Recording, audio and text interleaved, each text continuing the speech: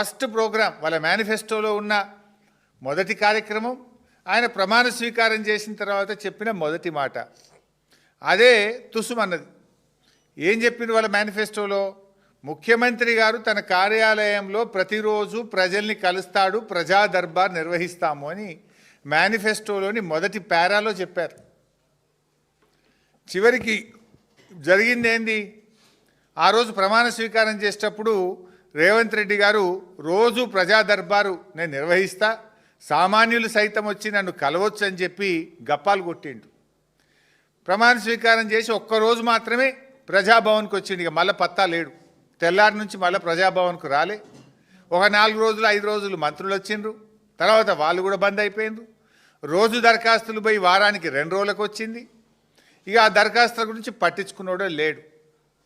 అంటే బిల్డప్ బాబాయ్ ఈ రేవంత్ రెడ్డి చెప్పిన మొదటి అబద్ధం ఇది. మేనిఫెస్టోలో కావచ్చు, ప్రమాణ స్వీకారం చెప్పిన తర్వాత ఈయన గారు చెప్పిన మొదటి అబద్ధం. ఇక్కడితో స్టార్ట్ అయింది ఈయన ప్రయాణం.